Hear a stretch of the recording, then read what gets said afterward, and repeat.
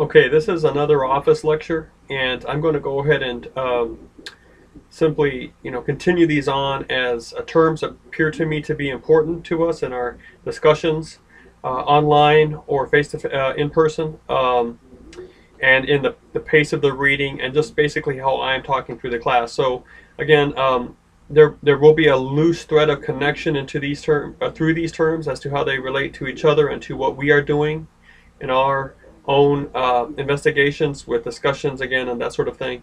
But don't expect it to be a systematic outlaying of the concepts, say based in chronological order or in any sort of strict logical order. So the way you learn these is obviously, watch the videos, and whenever I discuss a term, write down the term and find out the correct spelling online. Learn a bit more of it online if you wish, but I definitely feel at liberty to quiz you or test you. Well, for me, quiz and test are all the same. To use the terms and this information in exercises that evaluate how you're learning. The quizzes might come from these terms and that sort of thing. So let's go ahead and keep on going. I mentioned semiotics last time, and I think we should continue on with this. Again, I have my notes and that sort of thing, keeping up with it. So semiotics is the study of signs and how signs make meaning. Signs, of course, are going to be is a huge category, and words themselves fit into the category. But as do maybe the commonplace notion of a sign as a placard with pictures on it or symbols like what you would see on a road. Some signs on the road have words, but see, think of the words themselves. Think of the word. I mean, you have four lines that make up the W, and they're at angles with each other. Then you have one line making the O, and the line doesn't have an end, and it's symmetric from its center. It's a circle. So if you look at the word itself, you can see the art that's there, really the symbols that are behind the letters. So we still have a very graphic thing. It is when we're working with a word. Now, of course, when you hear it, we have associated certain sound waves that are interpreted in our mind to be sounds, not just waves, but sounds, and the pitch and the tone and all that. We interpret a certain collection of those sounds to be a word, to have meaning. So even how you are watching this right now, okay, you are involved with signage, because orally, right? Orally, you're receiving through your ears, sounds that are in origin oral, from my mouth to your ear. So that's all happening, and we don't necessarily have a physical manifestation of that sort of sign. All right, but there's signs nonetheless, because if I were suddenly to switch to Spanish or to German, no, I don't know German, but if we could figure out some sort of artificial, if I were to switch to another language and you didn't know that other language, you would become very quickly aware of the fact that all of a sudden you have lost your lexicon to interpret what I think to be a whole collection of sounds that has a ton of meaning. So if I understood it in Spanish and then I give it to you in Spanish, but you don't know Spanish, you would have trouble. But I would be, well, it's full of meaning, because I recognize that words in their audio form are still signs. They're still signs, okay, which is a question. There's a very famous semiotician that has very much influenced American thought, called Charles Peirce. Now his last name is P-E-I-R-C-E, but it's pronounced Peirce, and he was an early 20th century fellow, but he came up with three categories of signs, and it would be interesting to discuss where the audible sign fits in his categories. But anyway, so in watching this video, you're getting audible signs. You are also getting graphic signs, because you are looking at a video, right, and you think you're seeing me, but in fact you're seeing pixels that are lighting up based on the energy that's being delegated to them by your by your processor, your central processor in your computer. So, you know, you obviously are not seeing me. If you were seeing me, you would be wondering, how in the world did Horn get in the screen? You know, the guy must be dead, because there's no body that can live in this screen. So you're not getting me. You're getting the computer generated visual of me, which in itself, because it is not the real thing. Okay, now there's a whole nest of questions that can be given life from that phrase I just gave you, but let's just pause with those right now, and let's just talk with it in terms of how we colloquially understand the word real thing, that sort of thing. You know, you're not getting really me. You're getting the computer generated image of me, right? Because and you're supposing that there's someone behind that image that really does exist in this matrix of your experience, your basic experience, beyond which you still have. You think that's the basic level, that at this point beyond which you haven't experienced. So you go walk outside in the trees and hit the tree, touch the tree. Can you get to know the tree in any deeper way? All right, well, go ahead and try, and it would be very hard to do that. Now you can cognitively think about the definition of the tree and that sort of thing, as Descartes did with the ball of wax, right?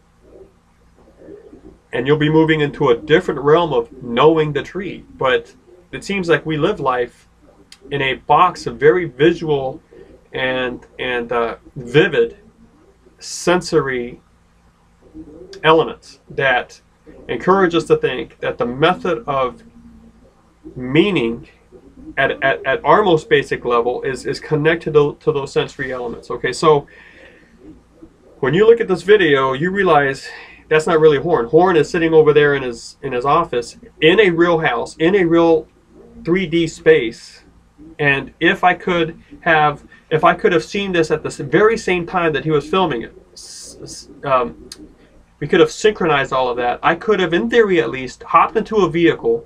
Let's make it go super fast, and just get to his place and barge into his door and surprise him. And I would have found him. He would have been recording this video. See, if you're thinking like that and you agree, yeah, I guess in theory you could have done that.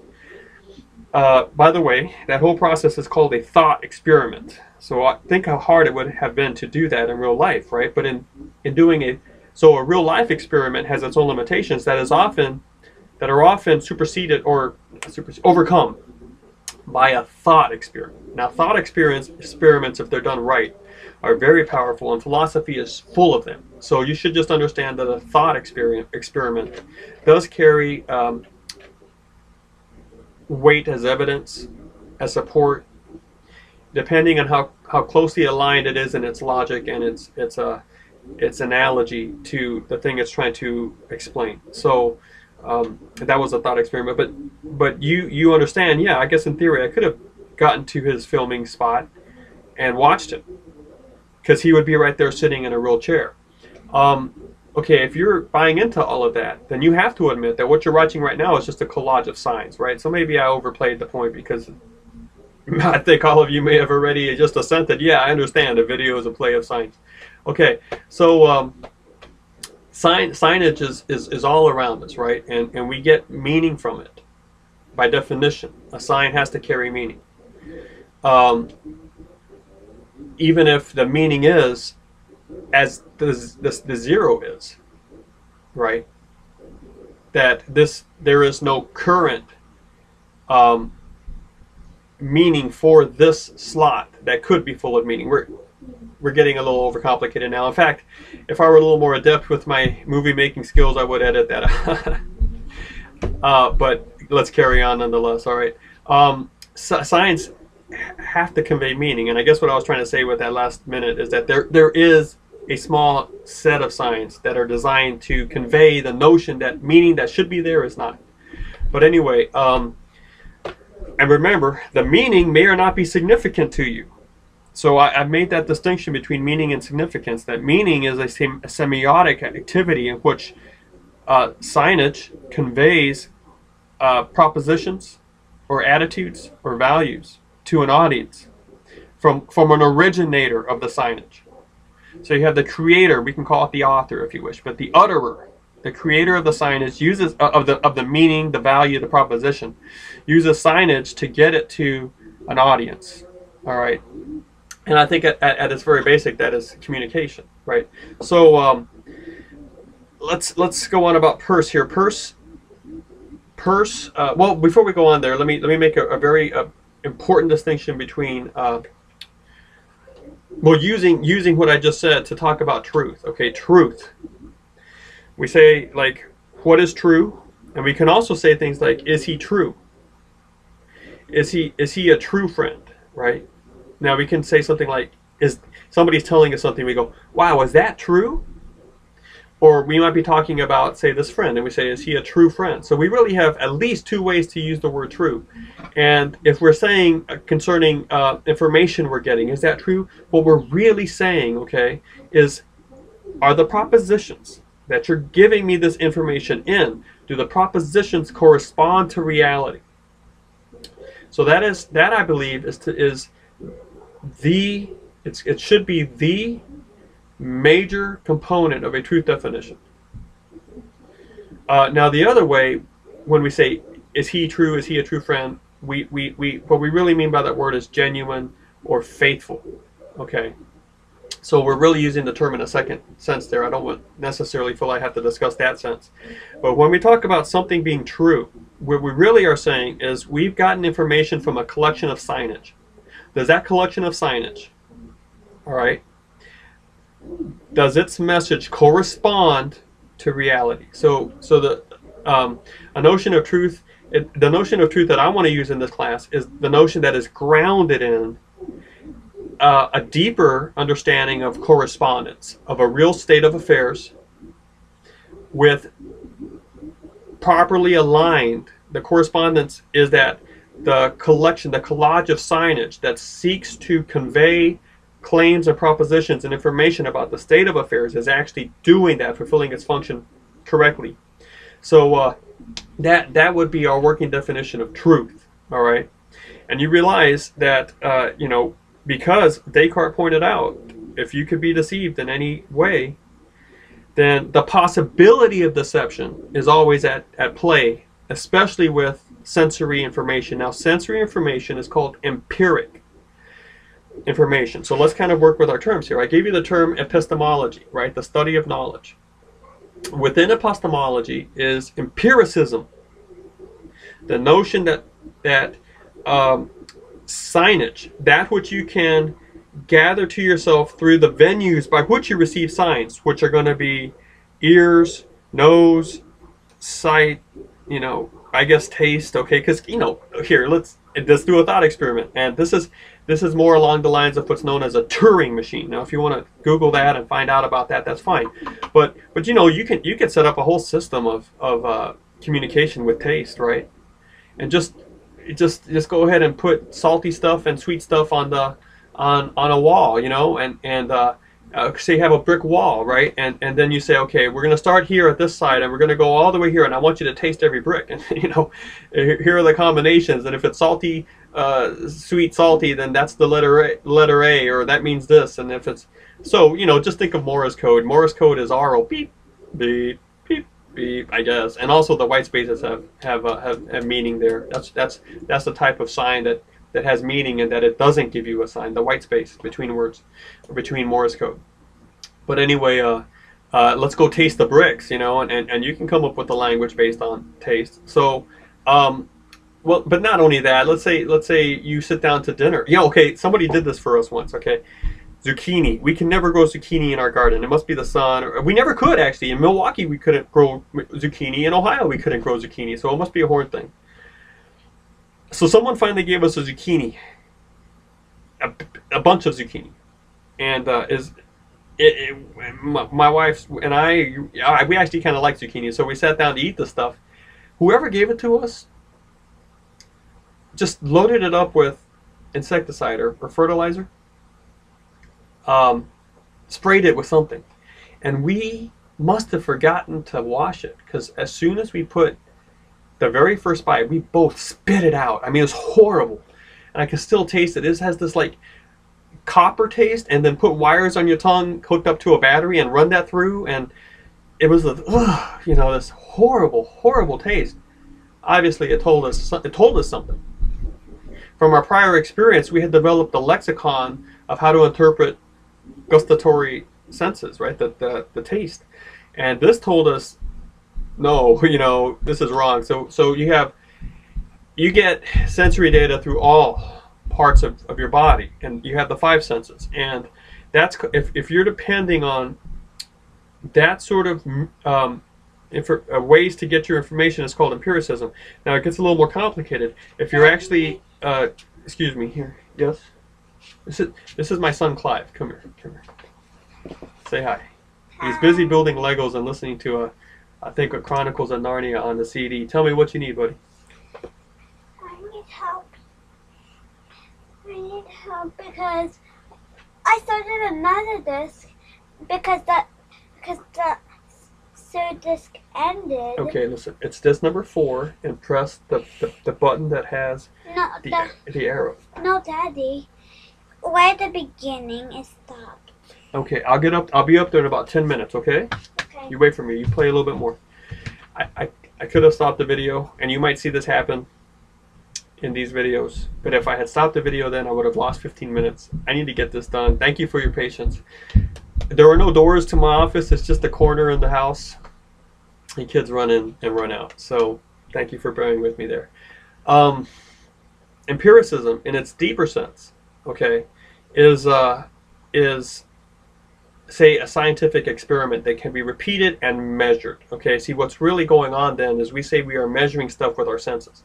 The sound waves, I mean science can say it's the sound waves of the voice or the waves of the light frequency in our eyes and all that, and we have mechanisms in our brain that are measuring this, and we interpret the measurements.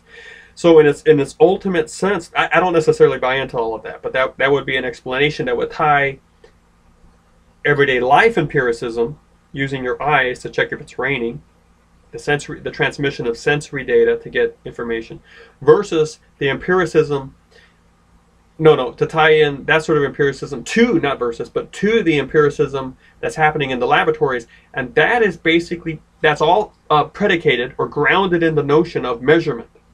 So if you believe that you can measure things, and through the measurement of those things, you can derive claims and truth, you are operating under a notion of empiricism, okay? Descartes really thought empiricism was grounded on a faulty premise.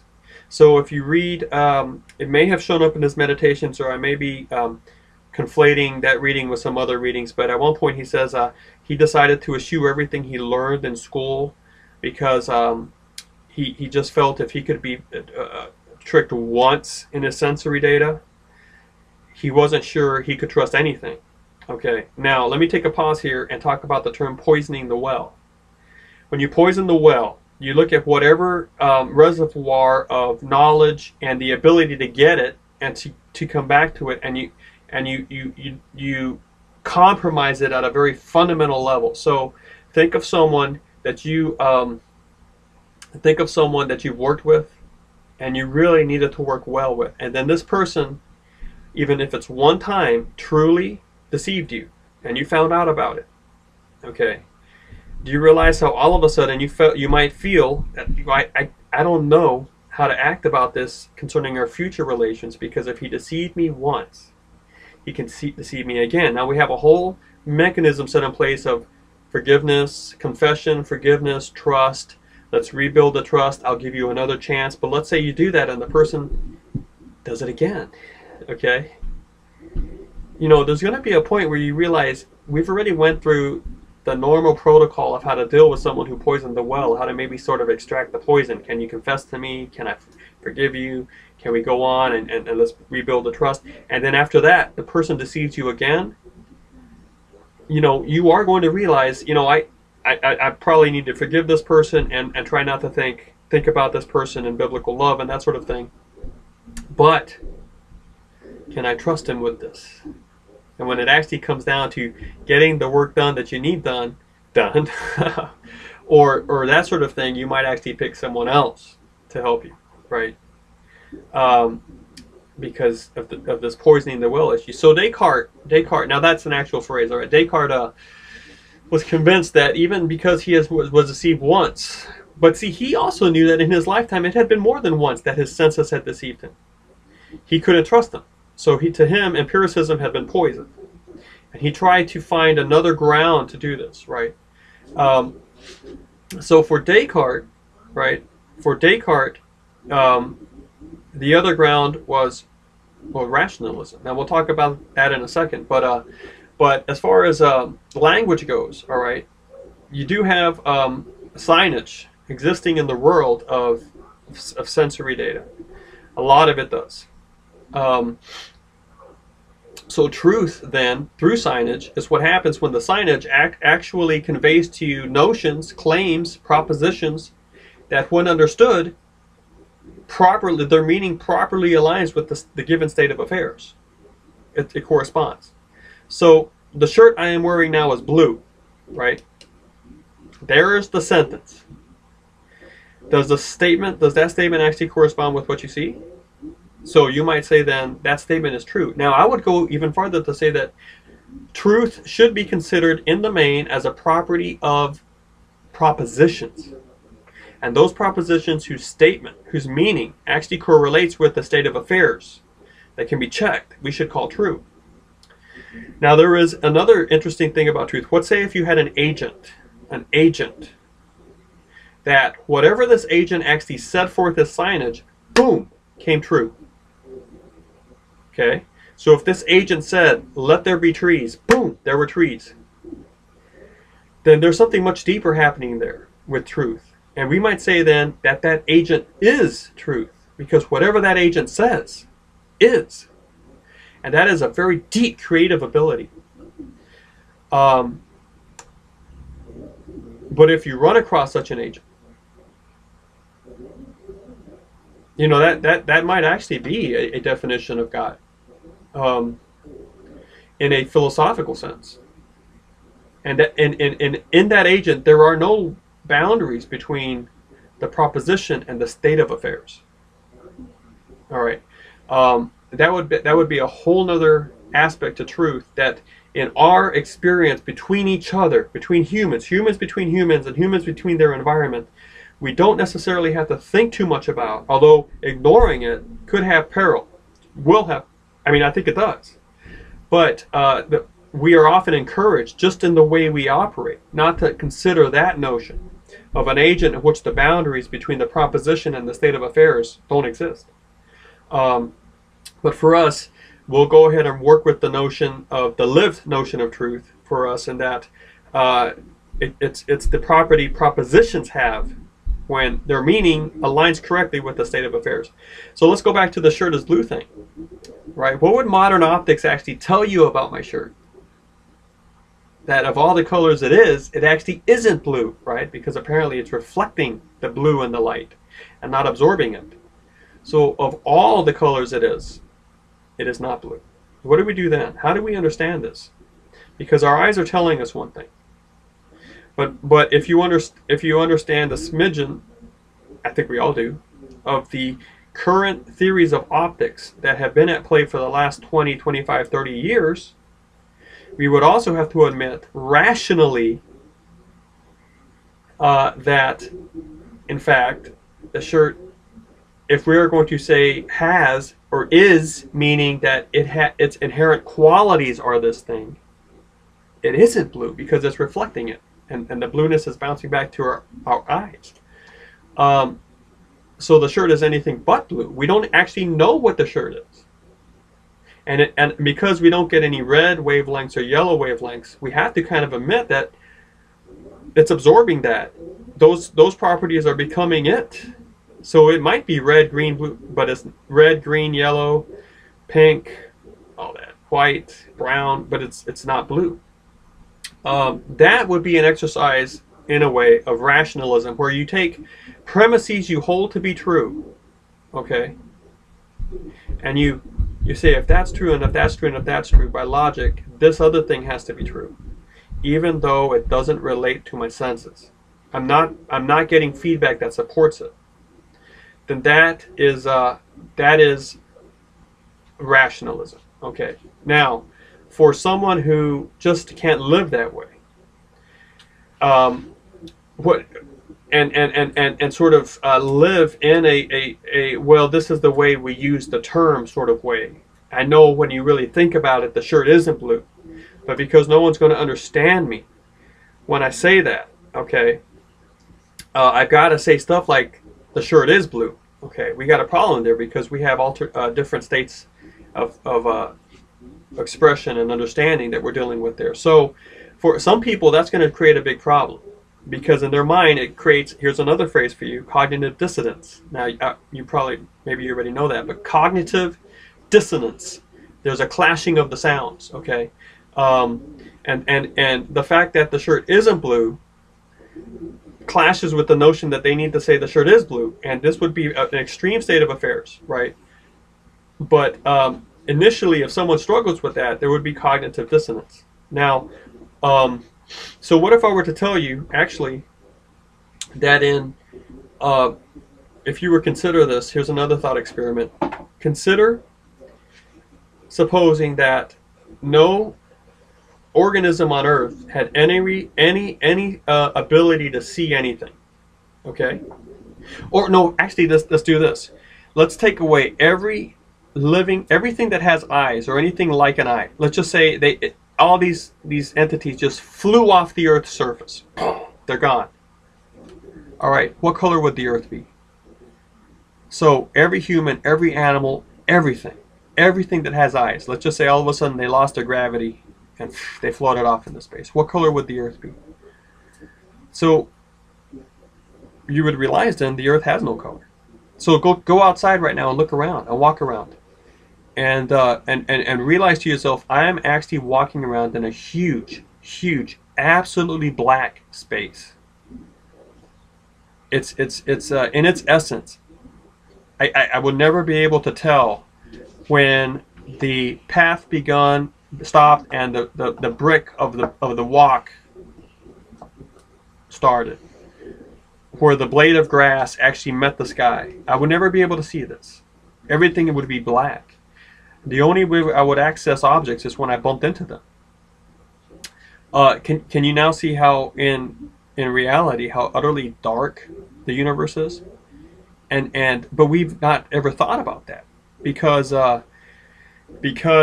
we just seem to understand that the way we operate with eyes and with the sensory data is completely functional and comfortable.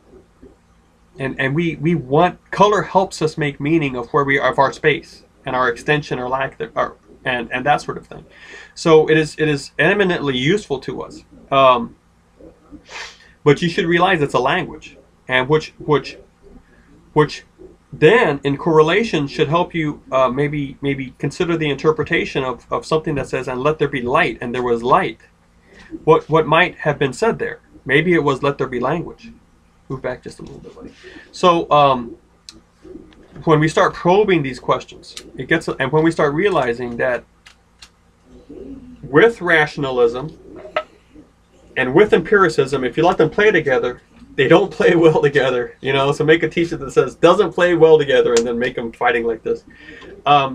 But we have, as a matter of survival, learned how to compartmentalize. Okay, so there's another term, compartmentalize. I'm not even going to really define it, but what are the notions of a person who lives a life that is compartmentalized? In one time and space, in a certain time, they may be able to articulate notions and claims that in another time of space should hold. Because if they hold here, they hold everywhere. The absolute nature of truth. But we, as thinking beings, refuse to think about that in another time and a space because it's not. We don't feel the burden to remain consistent across the board. So I have to tell you, given Descartes' notions about sensory data, I should never step across the street because I look down the street looks empty. My senses might be deceiving me. The evil demon might be deceiving me. Maybe there's a truck right there, an utterly black truck, right? Coming down this utterly black street, and it's just going to pummel me. Or maybe I see what looks like a car coming, but I see it only through my senses, and I step out. Will I step out saying, it's a figment of my imagination? Well, no, I won't. So in our practical life, we seem to depend on a certain sort of compartmentalization. But rationally, when we do settle upon definitions of things, it seems to be a given that we really can't compartmentalize that if it's a true thing. In other words, there's a level of reality we're in which the essence of being on that level is, does it exist or not? And if it exists, what does it have to do with others? How are we going to have to deal with this? So we might not, for example, be very comfortable thinking constantly about death, and think how morbid your life may be if that's all you thought about. But does this event really exist? And given the fact that I have a finite number of days, does the activity I'm doing now make any sense? And well, many people might have to say no to that. Think about a person who has dedicated his life to work up the corporate ladder, or her life, and her goal is to be the CEO of this company, or to have a certain amount of money. All right. Now, this seems to be at heart a genuine goal. They may never articulate it this way, but this seems to be a genuine goal of many, many people. But given the finality of personal days, does that make sense to them? Now, you can do away with that finality by saying, well, there's an eternal being in which I participate, which means that I myself an eternal being. Now, I'll have to give away this symbol of signage, this collection of signage I call the physical world, but I'll receive another one. And I'll find in that other collection ways in which this previous connection still maintains and connects and has significance, because we don't want to say it's going to be forever absurd, because then we have to say the agent that created it all had some element of absurdity in itself. So, but we compartmentalize. Many people have, because many people will not assent to the existence of an eternal agent that can save them internally, in sense of save their existence. Yet they live as if they're going to live forever. And the goals they choose represent that. See, now that's what I call soft schizophrenia, because it's cognitive dissonance that's tolerated. So they actually do have to have a couple minds in them, in that sense. Now, I don't want to say literally minds, but at least that might be the case. But at least figuratively, they have to have a couple minds in them. That's soft schizophrenia. I've gone over the time limit. Thank you for your attention and for being willing to watch these. As you can say, they are amateurly done, but they are quickly done. They get the job done, and they'll help us think about these. Have a good day.